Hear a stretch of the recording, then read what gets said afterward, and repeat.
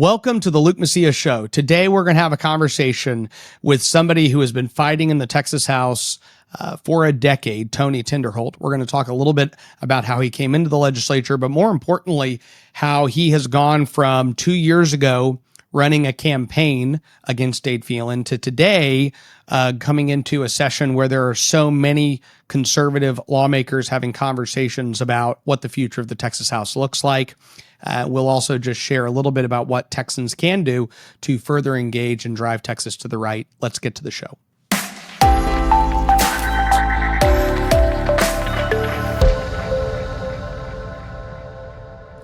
I met Tony Tinderholt in 2013, and I was still running campaigns at the time.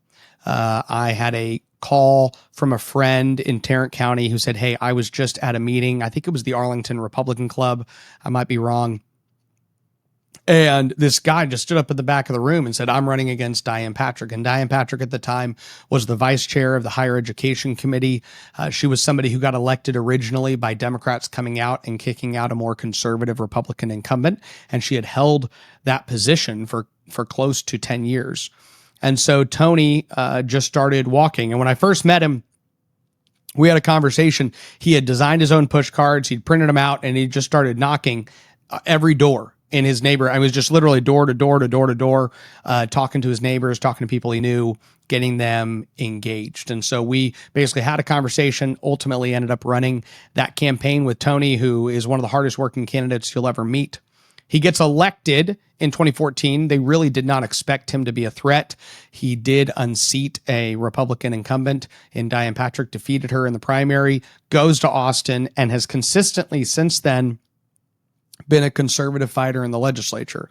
2 years ago at this time, I mean, if we literally rewind 2 years ago, he was actively running a campaign for Speaker of the Texas House. He was talking to his fellow colleagues and trying to run. He ended up being the only alternative to Dade Phelan in the Republican caucus. So the caucus comes together, 86 members, and 6 of them voted for him. So this is a secret ballot.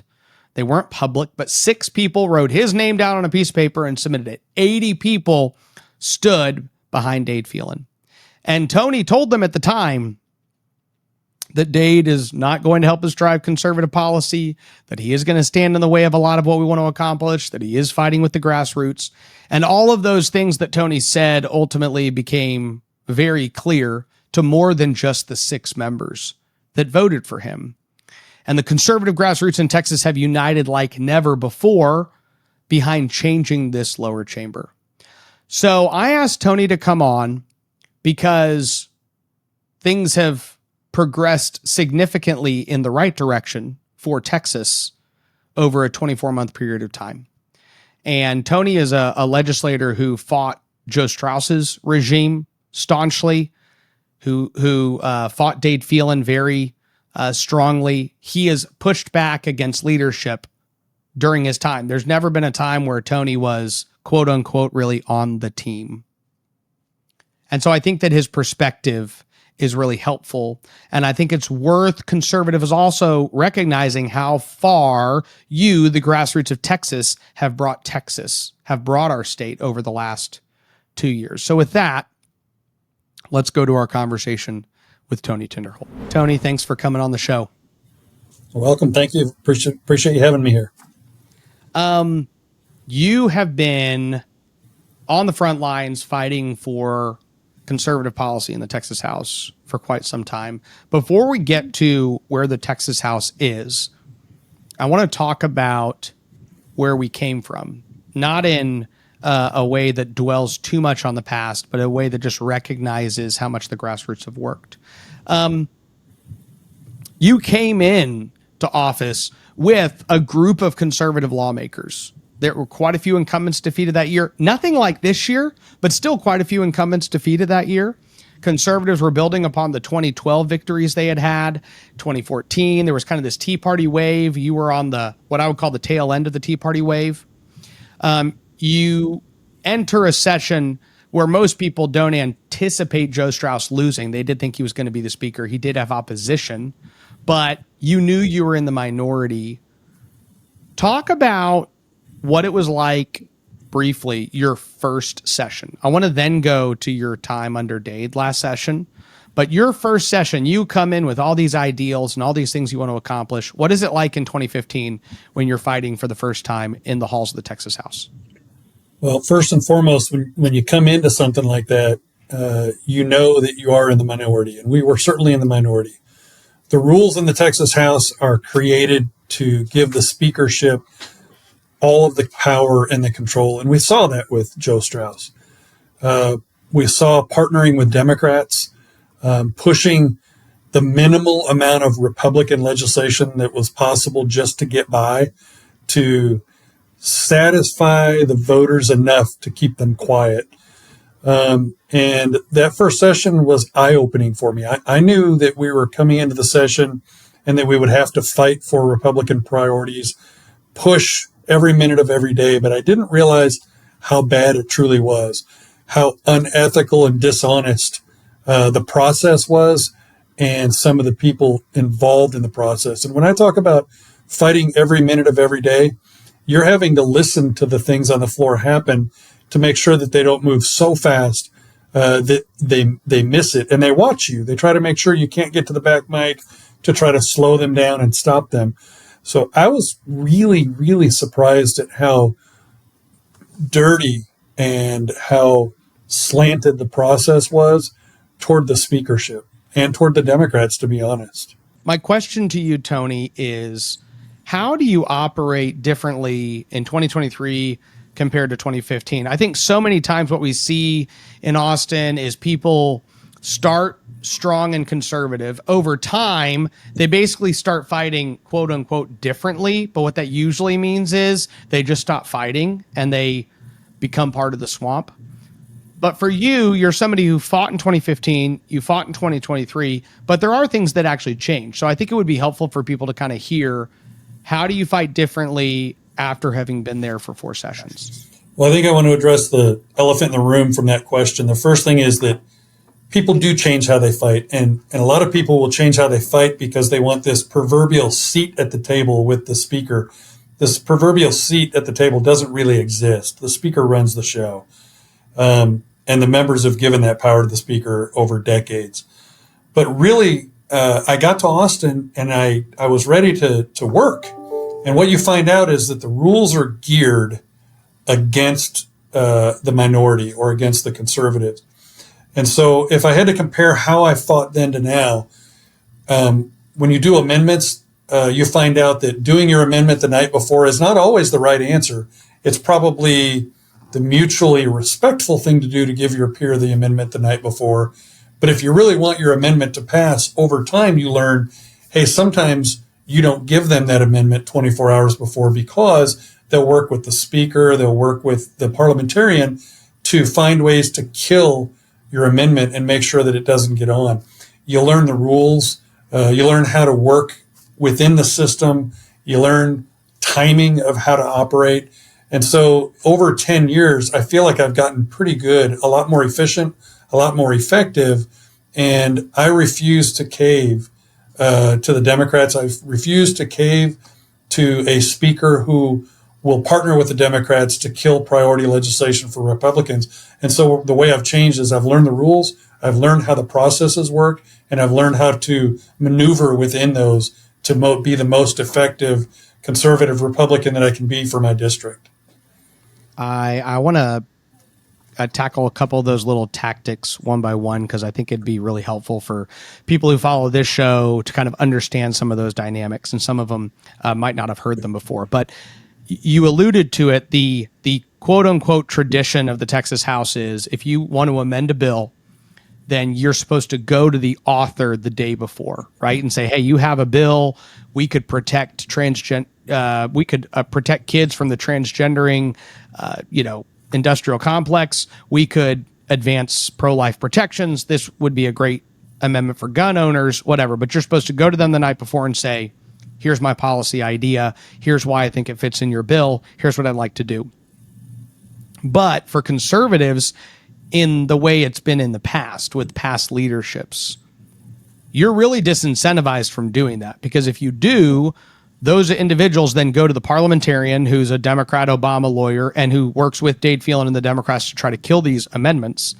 And they'll protect themselves from ever having to vote on that conservative policy by spending all night figuring out exactly how they're going to bend over backwards to prevent you from being able to offer that policy for an up or down vote.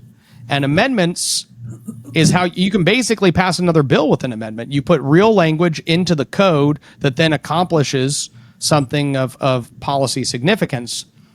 But in the past, when you first show up, what you're saying is these people tell you, hey, go to the author, and you just go to the author. As time goes on, you realize I'm really taking away, I'm giving all these Democrat operatives 24 more hours to figure out how to try to keep this policy from passing. Is that one example? It is. And another one is points of order. They teach you it's the respectful thing to do to save the body time to give the parliamentarian your point of order in order to take a bill down early, so you save time, and you find out that they use that time against you to rule against you to not allow your point of order. So there's 30 to 50 other items like this that I can give you examples of, but you learn over the course of 10 years on how to be effective and beat or try to beat the system. I want to ask you an honest question about last session, and this is going to be the last question I ask about your pastime, because we're going to go to where we're currently at. But I think it's important for the grassroots to kind of think about how far we've come in the Texas House. You started on the floor, you ran for speaker, and on the floor there were only 2 Republicans that voted for you, Brian Slayton and Nate Schatzline. So you got 3 votes for speaker, 6 in the caucus, so double that. I remember a conversation with you toward the middle of last session, and I mean, it was Dade Phelan and his top cardinals basically would I want people to kind of understand, like, they would disincentivize members from even talking to you or people that were trying to push conservative policy. And there were times the grassroots conservatives and organizations and people would come to you to fight a bad policy or advance a conservative policy, and it was either you were going to do that or nobody else was going to do it, right? I mean, it's literally like either I'm going to have this fight on this bill, or I'm going to try to amend this policy, or no one else will. And not that there aren't other incumbents that have over time fought different battles, but there were definite days and weeks where it was either Tony's going to fight for the grassroots or nobody's going to fight for the grassroots. How did it feel at that moment in time? Were you in that moment thinking, well, the good news is 2 years from now, there's going to be 20 conservatives here? I mean, because it probably wasn't. I wasn't thinking that. I would just love to hear kind of your thought process in some of those weeks in like March and April, when it was either I'm going to go fight and be a voice for the grassroots, or really nobody's going to push back. I look back to the speaker's vote, and I'm proud of the 3 votes. There's several members on the floor that will give you a hard time and say, oh, you just got 3 votes. Well, guess what? It was the start of the fall of Dade Phelan. I'm not responsible for that. There's a large group of people the whole session happened, and he was not effective. He did a lot to himself, but I'm proud that I ran.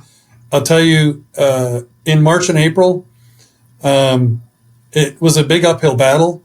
But I'm never, ever, ever going to give up a fight for the constituency, for the Texas Republican Party, for my constituents, for conservatives. And so if it has to be me and I have to, charge the hill by myself, I'll do it. And I'll go against 149 members every day, because I know what happens. When we are successful, it goes over to the Senate and they pass. And look, the Senate is somewhat of a representation numbers-wise as to what the House is, but they're effective. And it's because they have good leadership. And so I knew that I would never stop fighting no matter what, because the small victories would always turn into big victories once they got over to the Senate. So it was an uphill battle, but it was worth it, and I will continue to do it as long as I'm in the legislature. Let's fast forward to post-March and then, of course, the May elections. But there are quite a few conservative lawmakers coming into this session that have a desire to advance conservative policy that goes above and beyond what their predecessors pushed for. And so what is it like for you to go from, in March and April having days where it was you or no one, in some cases you and maybe 2 or 3 or 4 members that would work with you, to the conversation, like compare that to the conversations you're having now with all of the new members coming into the legislature. How does that change your perspective? You know, I want to be clear. There were other conservative members bringing me things to do because I didn't want to do them. I'll just say a couple of words and then I'll go into detail. For the people that don't want to pass conservative Republican legislation as a Republican, buckle up. Buckle up, because the people coming in are different than I am. If they think I'm tough, there's 15 freshmen that are coming in that are ready to fight. I'll tell you that they would rather fight Democrats all day long. But if Dade Phelan or one of his lieutenants decides that they want to run for speaker and they want to partner with Democrats, all I can say is buckle up, because what they've seen in the past 10, 15, 20 years is nothing compared to what's coming. So I think that's interesting, because honestly, when I talk to many people that are in the legislature, people who are in and around Austin politics, and some of them who have traditionally been with Dade Phelan and on the more establishment side, I feel like that's more often than not their perception, that they have this big group of conservative lawmakers coming in that have a bit of a mandate. What do you think their reaction is when you talk to your returning colleagues that you've worked with in the past and colleagues that you've worked against in the past? How do you feel like they're viewing next legislative session? So I think it's two views. I think it's the freshmen coming in and it's the incumbents. When I say buckle up, I mean if they're not going to do what's right, buckle up. But I'll tell you that there's super productive conversations happening between myself and several incumbents, and the incumbents and several of the freshmen coming in. I'll tell you that these conversations are the most productive conversations I've seen in 10 years being in the legislature. I think that the future's bright. I think that the grassroots should keep fighting and doing what they're doing. The freshmen should keep talking to the incumbents. The incumbents need to keep talking to these freshmen. I see a bright future this session. We have the potential to truly have the most conservative session ever.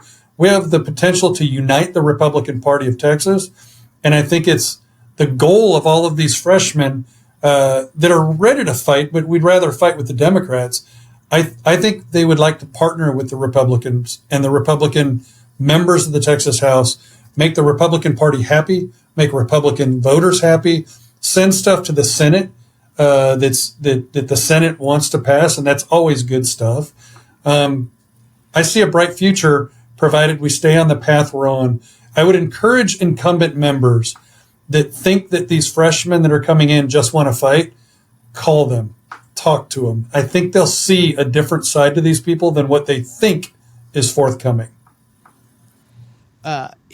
Most of Dade's teams view the way they excuse their behavior is just to try to convince themselves to some extent that conservatives just want to fight them for the sake of fighting. They remove the reality of the fact that they're teaming up with Democrats on a daily basis. I love how you continue to emphasize we would rather fight Democrats, right? Like we're here to fight Democrats. It just happens that House leadership constantly puts themselves in front of Democrats. When they give them Democrat chairmanships, when they leverage that relationship to kill a bunch of conservative policy at the end of session, they're putting themselves in front of Democrats. So conservatives and grassroots and the Republican Party and the lieutenant governor and the Senate and all of these various factions, the attorney general, the agriculture commissioner, our governor, all of these people want to fight Democrats and advance pure conservative principles and policies, but instead are often put in these positions where they have to fight House leadership in order to get to the Democrats. So what you're saying, and what I would agree and echo in any conversations I've heard with many of these members, is that these people are genuinely ready to get to work advancing conservative policy and fighting Democrats who want to advance leftist policy. It seems like the question is going to ultimately come down to whether this small group of Dade and his kind of remaining cadre of Cardinals just want to double down on the existing status quo that they have. So the question I would have for you is, when you talk to I know in the past it's been hard for you to even have a conversation with any of your colleagues. Are most of your colleagues willing to at least engage in conversation now? Interestingly, I'm talking to people that I've never talked to outside a session right now. Not one, not two, not five, not 10. I'm talking to members that normally wouldn't want to talk to me. And it's because I think they see the writing on the wall. Some of them want to be on the winning team so they can still be a part of the team. Some of them want true reform. Fact of the matter is, it doesn't matter why they want to be at the table to pick the next speaker and to affect change. The fact of the matter is that they want it. And these conversations are happening, and I'm happy to have them. I'm happy to be a Republican with them, regardless of what they may have done in the past. It's all about moving forward. It's about moving forward, pushing Republican conservative priorities, not allowing the Democrats and a speaker to water them down and say it's the most conservative session ever. Well, it hasn't been the most conservative session ever. It was bills that were passed that were watered down that the Democrats would be satisfied with that passed. Those days are over, and I'm having really hugely successful conversations with incumbents and freshmen alike. I think the future is bright, and I think that they want to work together. And I think that Dade's pool of people that want to work with him are decreasing. Now, I don't want to punish Dade Phelan. He was elected. He's going to come to the Texas House. We want him to participate in the legislative process, just not as the speaker. And I think that the people surrounding Dade is significantly decreasing and getting smaller. And those members are coming and talking to a myriad of Republicans to push Republican priorities. The grassroots should look at the work that they've done over the last decade or longer and know that we're moving in the right direction. Keep pushing, keep talking to your members. If you have a state rep that you feel is not jumping off of the sinking ship and coming over, encourage them to. We're open. We want those discussions. All of us do. And so I'm looking at the future as bright right now. I think this could be really, truly a wonderful session. Could our nation's biggest geopolitical rival take down our power grid? 4 minutes and 37 seconds. That's how close Texas was from a total power grid collapse. Could it be possible that we're helping them do it? How did Texas end up in this position? If we ever got in a war with China, China would attack our electric grid using cyber capability. The answer is bigger and worse than I ever imagined. I remember conversations. There's something you said about Dade that made me think about this. I remember conversations that I had with state representatives in between the Joe Straus and Dennis Bonnen regimes. And you were there, a bunch of members were there, and you probably remember that very last session that Straus's power was just coming down. So there end up being all these conversations between members and operatives and staff, and everybody's kind of coming together, building these coalitions of Republicans saying, no more Joe Straus. It's over. This whole time is over. And during that time, one of the key points that was always made is there's these key cardinals for Straus that will go around and just bully everyone and use their position of authority to lord over and control these members' votes. But several people that were with us during that time, as soon as Dennis Bonnen took over and they had the similar chairmanships or positions, they immediately just began using the same tactics against the members, right? They employed the same tactics of intimidation and yelling at them when they voted against leadership and pulling them into the hallway if they stepped out of line or voted for a conservative amendment. And so you saw that for some people, they didn't want to change how the process worked. They just wanted to change who was in charge. And you said something that I think, even some conservative grassroots people might not like. You said, hey, we're not trying to sideline Dade Phelan. But I think that actually is worth explaining a little bit from your perspective. You're not trying to put Dade Phelan in the same position that he tried to put you in last session, where people say you can't be part of the process. People tell people not to vote for your amendments, not to push your policy, not to give your bills hearings. So what does it look like, in your opinion, if there's this new Republican caucus choice for speaker who's chosen by Republicans and not Democrats? What does that mean for Republicans that are on Dade's teams, for lack of a better term, or more liberal or moderate members, what does that next session look like when you have 86 to 89 members? Well, the days of having a really important bill on the House floor and scratching out my name to make it so that I couldn't sign on as a co-author will be over. The days of people feeling abused are over.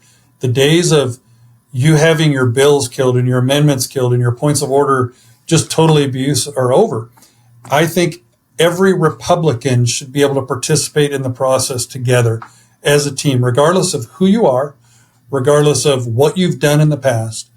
I want these legislators to seriously consider coming to the reform side to reform the Texas House and how the speaker's chosen and who the speaker is, and have a true seat at a table with all Republicans with no hard feelings. We just move forward. We try to push Republican priorities, and we fight against Democrats together where there's no abuse. There's no strong arming. There's no muscling people around.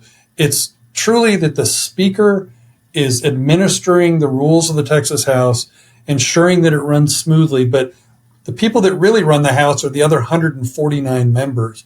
I think I'm kind of using this as a call to those people that might watch this and think, I bet he would never talk to me, or I bet they don't want us to participate with them in choosing the speaker. And I say you're wrong. I say, make the phone call, reach out to us, talk to us. I think you're going to find that we want it equal for you too with this new change. It's coming. The change is coming, and I welcome everyone to come and talk to us and try to participate in an environment that is open and free of harassment and being muscled around, because that's truly what we want. We want it to be fair for everybody. So some of the grassroots might not know the reference that you made to like your name being taken off. So you've had members of the legislature come up to you, Republican colleagues, and you were just one of 10 or 50 co-authors of their bill, and they're telling you, I have to take your name off this bill because if I don't, this bill is not allowed to get set on the calendar. Is that what you have had that happen to you? Several times, but worse, last session, myself and 3 other members, and you can guess who they were, had our names scratched off of the form so we couldn't even sign it. When we went up there to sign it, we were told, can't sign, your name's scratched out. And it's the speaker and the author of the bill that did it. But look, if you're the author of that bill and you want change, come talk to us, because we're not going to hold grudges. We want to move forward as Republicans. We want to unite. That old stuff's over. It's done. Let's move forward and let's fight Democrats together.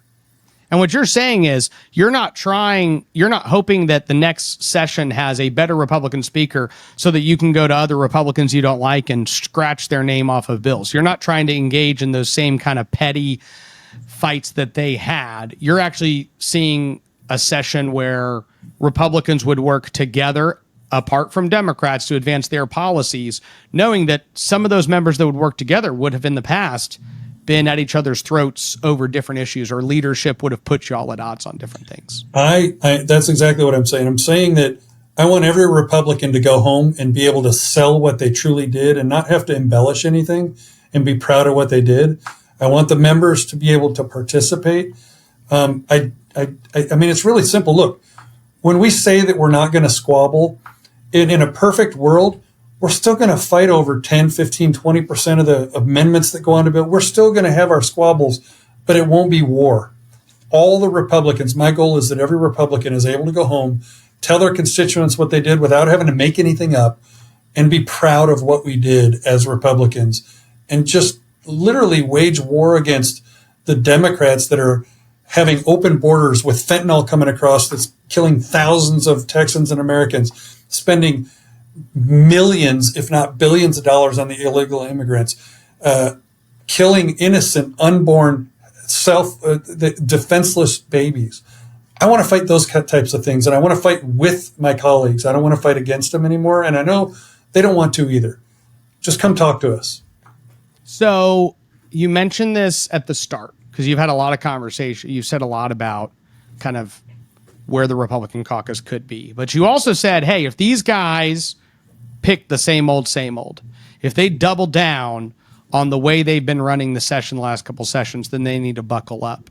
So talk to me about what happens if they just throw caution to the wind and 15 or 20 of these people just say, we're going in with Democrats. It doesn't matter. We're going to cut a deal. We have the votes. What is your response at that point? I want them on the Republican team. I want to be very clear. I want them to come over and be a part of the Republican Party of Texas. They put the R in front of their name. I want them to get wins.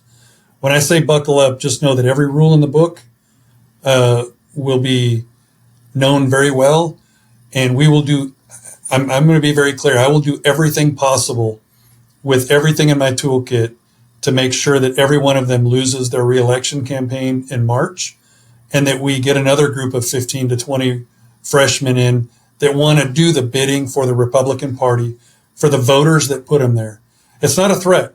What I'm saying is, let's do this the right way. Or we can go through another primary season like we did this time, and it's probably going to be worse because voters are getting smarter and smarter and smarter about the process. We're getting more elected officials. Ted Cruz, the governor, lieutenant governor, Ken Paxton, myself, Sid Miller, several others campaigned against these folks, and they lost. I don't want to do that. I don't want to do it again. Let's fight together. Let's go into each other's district and talk about the huge victories we had. Let's not go to war, not against each other. Let's have huge victories with one another. Let's win our re-elections. Let's quit spending millions and tens of millions of dollars on primaries when we could be using them against Democrats and go from 86 to 89 to 95 to 100 and have more Republican members in the Texas House. Tony, thanks for joining me today. Absolutely. So I hope y'all learned a lot through that conversation. I can tell you I'm really proud to have known Tony ever since he stepped into the Texas political arena. And I think his message was really clear. There's a path to unity in the Republican Party, and it really starts with not doing a deal with Democrats. It starts with not basically having this coalition government between Democrats and Republicans. And if the GOP, if the moderate establishment Republicans in the House, which is an increasingly smaller number, decide to double down and go back to this same old coalition, whether it's Dade or somebody else just like Dade, then they're signing up for that friction to exist. And the way I would describe it is they literally just put themselves as a shield in front of Democrats. So all this conservative grassroots energy that is wanting to get at Democrats for the liberal policies they're pushing and the conservative policy they're killing can't, because you have Republicans stepping in their way and doing the bidding for them in a coalition government style leadership team in the Texas House. And so I think Tony's message was helpful. I hope that you as grassroots members hear the difference in how Tony presents these two alternatives. And you need to think about that as a grassroots Texan, understanding, hey, if these changes structurally are made, then we do want an invitation to Republicans to work together on things. If the uniparty coalition is doubled down on, then they're really asking you as a activist and a donor and a lifelong Republican precinct chairman and an SREC member and all these people, they're asking you to keep going after them. But in the event that they come and say, hey, we actually want to do something different than we've ever done before, we want to build a Republican leadership team with Republicans apart from Democrats that actually includes conservatives, then that's a whole nother conversation. And the question is where we're headed as a state. And I could see a situation where they maintain some of the status quo, and I could see a situation where it reforms. Personally, if I had to put my money on it right now, I would say that you as the grassroots have delivered so many victories that we are more likely to reform the chamber than not. That's my opinion. And I'm pretty strong in that opinion. I also reserve the right to change it tomorrow, but I don't believe I will, because I do think that things have moved in such a far direction that even lifelong members of that chamber that have operated differently are willing to engage in conversation about how it would be to truly reform the chamber. That's really encouraging. And so you as a activist need to know that, yes, you should be putting a ton of pressure on your lawmaker to say, change the way you've done business. Stop it. do it differently. Try something else, because what you're trying puts you at odds with all of us every session, and give them that path out. I do think that more of them than not intend to try to take that path. And I do think that that is a major threat to Dade and his existing Cardinals, who are going to get increasingly desperate over the next several months in an attempt to try to keep their power. So buckle up.